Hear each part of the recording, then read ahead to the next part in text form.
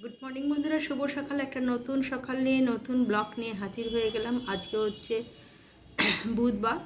তো সকালবেলা সকালই হয়, কিন্তু এতটাই তাড়াহুড়োর মধ্যে থাকি, ছেলে বেরোনোর, তার খাবার দাবার গোছ করে দেওয়া, খেয়ে গেছে, বাবার জন্য সব রেডি করে ফেলেছি।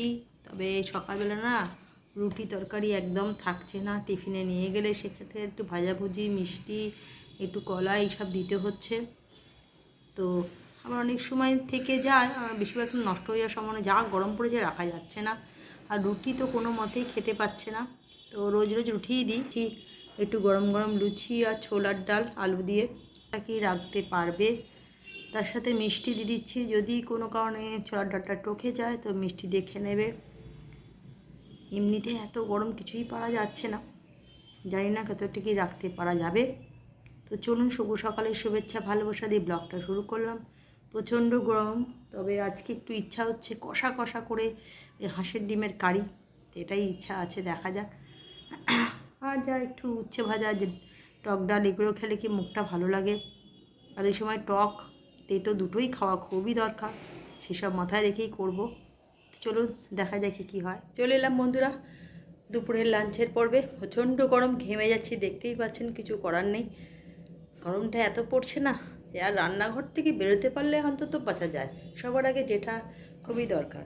চলুন, যেটা রান্না করেছি চটজলদি দেখি। এখানে করেছি কুমড়ো ভাত, আজকে হাঁসের ডিমের কারি করেছি, এখানে আলুর তরকারি করেছি, ডাল আছে, আর এটা হচ্ছে একটু উচ্ছে ভাজা আর একটু শাক ভাজা। এই হয়েছে আজকে দুপুরের লাঞ্চ। আর পারা যাচ্ছে না এই গরমে, বুঝতেই পাচ্ছেন গরমটা একদম নেওয়া যাচ্ছে না।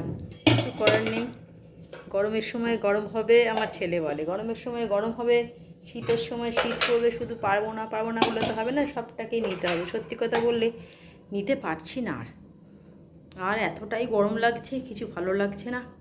তবে হ্যাঁ, আজকে পড়ানো নেই দুপুরবেলাটা, এটাই যা বাঁচোয়া। দুপুরবেলা না এই 3:30 4টে সেরে এটা পড়াতে যাই। তারা গেছে পিসির বাড়ি বেড়াতে। এখন 2-4 দিন ছুটি আছে, যেহেতু স্কুলে ছুটি পড়েছে গরমের, তার জন্যে গেছে। তো বিকেলে আছে, বাড়িতে যারা আসবে সন্ধেবেলা সেগুলো আছে। প্রচণ্ড গরম পড়েছে আজকে, আর পারা যাচ্ছে না।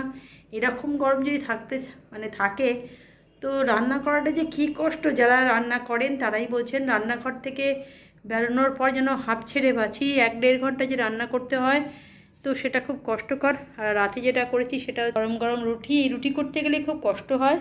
আর চিকেন, চটপটা চিকেন, এটাই হচ্ছে। তবে আর পারা যাচ্ছে না, যে প্রকারে গরম পড়ছে তাতে আর নেওয়া যাচ্ছে না। তো চলুন, বললে তো হবে না, সব কিছুর মধ্যে দিয়েই থাকতে হবে। যেমন গরম পড়বে তেমনি আবার কি বলে ঠান্ডাও পড়বে। ঠান্ডা গরম নিয়েই থাকতে হবে আমাদের প্রত্যেককেই। তবে হ্যাঁ, আজকে পড়াতে বসে খুব কষ্ট হচ্ছে, ওদেরও কষ্ট হচ্ছে। 10 মিনিট বাদেই যে 5 মিনিট রেস্ট দাও, একটু জল খেয়ে নিই। অন্য সময় যেমন এক নাগাড়ে পড়ে জল খেয়ে খায় কম, কিন্তু এখন পারছে না, বাচ্চাগুলোর খুব কষ্ট হচ্ছে, বুঝতে পারছি। তো কিছু করার নেই, আমিও ওদের সঙ্গে একটুখানি, নিজেরও কষ্ট হচ্ছে। তবে হ্যাঁ, 10 মিনিট করে রেস্ট দিচ্ছি। 1.5 ঘন্টার মধ্যে 2-1 বার 10 মিনিট করে রেস্ট দিয়েছি, বা 5 মিনিট করে রেস্ট দিচ্ছি। একটু জল খাওয়া, বস, তারপরে আবার লেখা কর বা পড়তে আরম্ভ কর। ওদেরও কষ্ট হচ্ছে, কিছু করার নেই। একটু বৃষ্টি হলে হয়তো ভালো হতো। তো চলুন, শুভরাত্রি, অনেক শুভেচ্ছা আর ভালোবাসা রইল। কালকে আবার দেখা হচ্ছে। Good night.